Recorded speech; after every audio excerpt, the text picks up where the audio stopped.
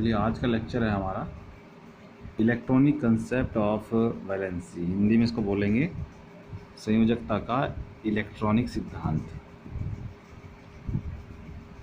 इस चैप्टर के अंतर्गत सबसे पहले हम लोग ऑक्टेट रूल यानी कि अष्टक नियम को समझेंगे। देखिए, इसमें जीएन लेविस तथा कौशल ने 1916 में रासायनिक बंधों की प्रकृति को समझने के लिए संयोजकता का एक सिद्धांत प्रस्तुत किया। यह सिद्धांत तत्वों के इलेक्ट्रॉनिक विन्यास पर आधारित था। इस सिद्धांत में इन्होंने बताया कि परमाणु, आयन तथा असंतृप्त अणुओं में एक दूसरे से अभिक्रिया करके अपने अंतिम कोश को अक्रिय गैसों के समान बनाने की प्रवृत्ति होती है।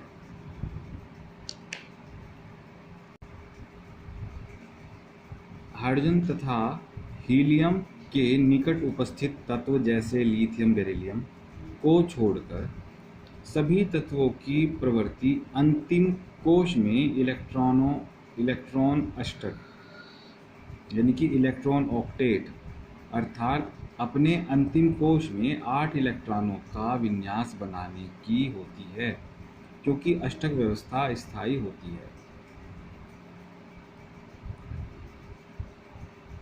देखिए, पहला तो पॉइंट उन्होंने ये बताया कि अंतिम कोश को अक्रिय गैसों के समान बनाने की प्रवृत्ति होती है। अक्रिय गैसें जिनका अंतिम कोश पूर्ण होता है।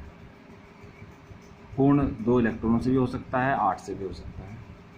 इसके बाद देखिए, हाइड्रोजन तथा हीलियम को छोड़कर या के निकट उपस्थित तत्व जैसे लिथियम और बेरिलियम को छोड़कर सभी तत्वों की प्रवृत्ति अंतिम कोश में 8 इलेक्ट्रॉनों का विन्यास बनाने की होती है। ठीक है, आगे समझेंगे। हाइड्रोजन तथा हीलियम के निकट उपस्थित तत्व जैसे लिथियम, बेरिलियम की प्रवृत्ति अपने अंतिम कोश का विन्यास हीलियम के अंतिम कोश के समान बनाने की होती है। प्रथम कोश में 2 इलेक्ट्रॉनों का विन्यास एक स्थायी विन्यास है। एग्जाम्पल देखिए, जैसे हमारे पास हाइड्रोजन है, ये भी हाइड्रोजन है, ये भी हाइड्रोजन है, ये आपस में बॉन्ड बना के H2 बना रहे हैं। तो एक इलेक्ट्रॉन इसका, एक इलेक्ट्रॉन इसका, साझेदारी हो गई।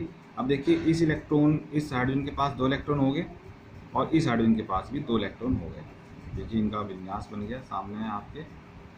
ऐसे लिथियम क्लोराइड को देखिए, लिथियम का वैसे तो 3 होता है, लेकिन अंतिम कोश के एक इलेक्ट्रॉन को ये क्लोरीन को दे देता है, इसलिए क्लोरीन पे आ गया एक माइनस और खुद इस पे आ गया प्लस, और इसका विन्यास हो जाता है 1s2। देखिए, लिथियम क्लोराइड बन गया।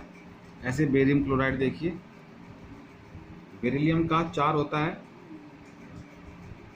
परमाणु क्रमांक और अंतिम कोश में 2 इलेक्ट्रॉन होते हैं। देखिए, एक इलेक्ट्रॉन इसने इस क्लोरीन को दिया और एक इसको दिया, ये तो दोनों बन गए क्लोराइड आयन।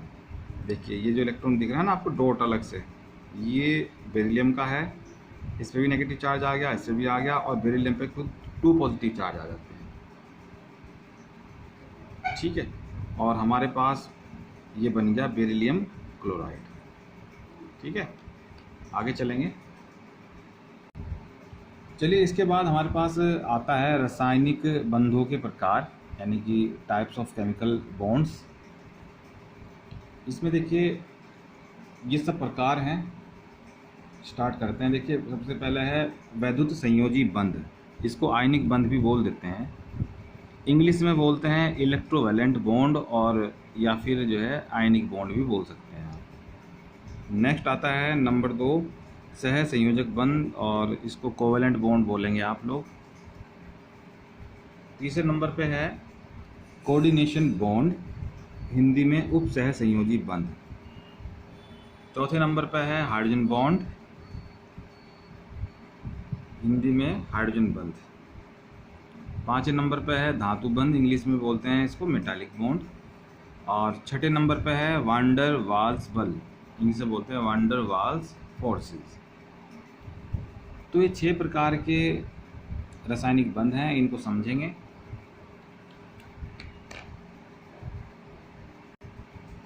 सबसे पहले आता है वैद्युत संयोजी बंध। देखिए, इस प्रकार के बंध परमाणुओं के बीच इलेक्ट्रॉनों के स्थानांतरण से बनते हैं। क्या क्या मुख्य बिंदु हैं इसके, समझेंगे। इलेक्ट्रॉनों के स्थानांतरण से धनात्मक तथा ऋणात्मक आयन बनते हैं जो परस्पर स्थिर वैद्युत बल रेखाओं द्वारा बंध जाते हैं। ठीक है भाई, आगे देखेंगे। आयनिक बंध मुख्यतः धातुओं तथा अधातुओं के बीच बनते हैं। ये बात आपको ध्यान रखनी है कि आयनिक बंध जो है धातुओं और अधातुओं के बीच ही बनते हैं। ठीक है, ये बड़ा महत्वपूर्ण बिंदु है, इसको भूलना नहीं है। धातु और अधातु के बीच में सदैव सदैव ही वैद्युत संयोजी बंध बनते हैं। कहीं एक आध जगह कहीं पे एक्सेप्शन हो सकता है, अपवाद हो सकता है, नहीं तो सदैव याद रखें धातु और अधातुओं के बीच में आयनिक बंध बनते हैं। तीसरा पॉइंट देख लीजिए।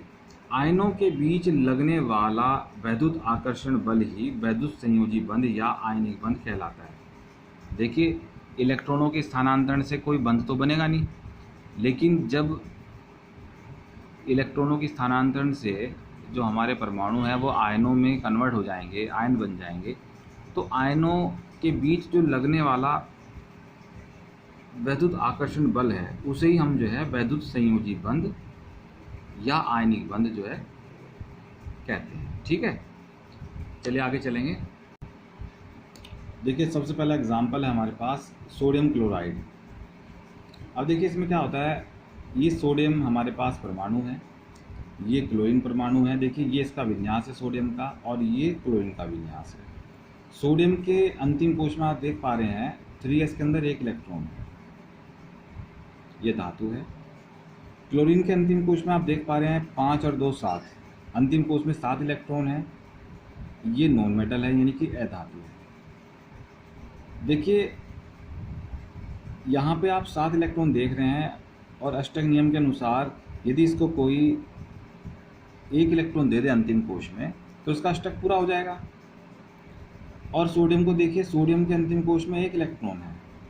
अब इसको कोई जो है 7 इलेक्ट्रॉन क्यों देगा, इसको मैं ऐसे एग्जांपल समझा सकता हूँ। मान लीजिए आपके पास 99 रुपये हैं और आप किसी से कहें भाई मुझे तू 1 रुपया दे दे ताकि मेरा 100 रुपया पूरा हो जाए, तो कोई भी आपको 1 रुपया दे देगा। और यदि आप 1 रुपया आपके पास और कहने लगे किसी को भाई मुझे 99 रुपये दे दो, तो क्या आपको कोई 99 रुपये दे देगा? नहीं देगा। तो ये बात आपको याद रखनी है। ठीक है, तो 5 और 2 7 यानी कि यहाँ इसको 1 इलेक्ट्रॉन की ज़रूरत है और इसको है 7 की ज़रूरत, तो इसको कोई 7 तो देगा नहीं। तो इसके पास सॉल्यूशन क्या होगा सोडियम के कि ये अपना इलेक्ट्रॉन ही किसी को दे देगा। जैसे कि इसने यहाँ पे किसको दे दिया, क्लोरीन को, क्योंकि क्लोरीन को आवश्यकता है एक इलेक्ट्रॉन की। देखिए इलेक्ट्रॉन ट्रांसफ़र हो रहा है ना, ये देखिए सोडियम पे प्लस आ गया, क्लोरीन पे माइनस आ गया। अब देखिए क्लोरीन के 8 इलेक्ट्रॉन पूरे हो गए, 2 4 और 2 6 और 2 8। ये जो डॉट दिख रहा है आपको, ये क्लोरीन इसका सोडियम का है। अब देखिए सोडियम के अंतिम कोश का विन्यास क्या बन गया, 1s2 2s2 2p6। देखिए अंतिम कोश में 8 पूरे हो गए। और क्लोरीन के अंतिम कोश का क्या हो गया, 1s2 2s2 2p6 3s2 3p6। देखिए इसका भी अष्टक पूरा हो गया। अब देखिए ये एक लवण बन गया। लवण की क्या विशेषता होती है, क्योंकि उसमें आयन होते हैं। ठीक है, ये बात याद रखनी है। अब देखिए क्योंकि आयन होते हैं तो आयनों के बीच में स्थिर वैद्युत आकर्षण बल होता है या स्थिर वैद्युत बल रेखाएं होती हैं, ये देखिए दिखाई गई हैं। तो इस स्थिर वैद्युत बल रेखाओं को ही हम जो है क्या बोल देते हैं, विद्युत संयोजी बंध बोल देते हैं। ठीक है, इनको इंग्लिश में बोलते हैं इलेक्ट्रोस्टैटिक फोर्स। ये आयन है, इसको ऐसे भी लिख सकते हैं, ऐसे लिख दीजिए। ठीक है, ऐसे लिख दीजिए। आगे बढ़ेंगे। ये देखिए मैग्नीशियम ऑक्साइड है मेरे पास। मैग्नीशियम ऑक्साइड का बनना, देखिए मैग्नीशियम है, धातु है ये हमारे पास, और ये ऑक्सीजन है, ये अधातु है। मैग्नीशियम के अंतिम कोश में देखिए विन्यास जो मुझे दिख रहा है, ये परमाणु क्रमांक इसका 12 है और अंतिम कोश में 2 इलेक्ट्रॉन है। 2 इलेक्ट्रॉन किसी को देने पे ये जो अंतिम से पिछला कोश है वो अंतिम हो जाएगा, जो कि 8 इलेक्ट्रॉन रखता है, और ये हमारा जो है मैग्नीशियम एक स्थायी विन्यास प्राप्त कर लेगा। और इधर देखिए ऑक्सीजन के पास 4 है अंतिम कोश में, 4 कह रहा हूँ, 4 और 2 6 इलेक्ट्रॉन है। जहाँ 2 इलेक्ट्रॉन हुए अंतिम कोश में 8 हो जाएंगे और इसका भी अष्टक पूरा हो जाएगा। ये देखिए, ये इलेक्ट्रॉन ऑक्सीजन को दे दिया गया, इलेक्ट्रॉन ट्रांसफ़र हो रहा है। ये देखिए ऑक्सीजन पे 2 माइनस आ गए, मैग्नीशियम में 2 प्लस आवेश आ गए।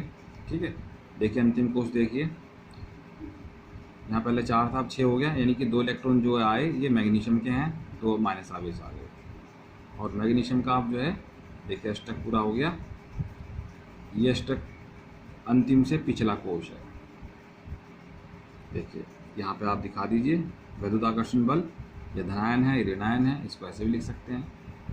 चलिए, मैं उम्मीद करता हूँ आपको ये चीज़ समझ में आई होगी। अगले लेक्चर में हम इससे अगला रासायनिक बंध अध्ययन करेंगे।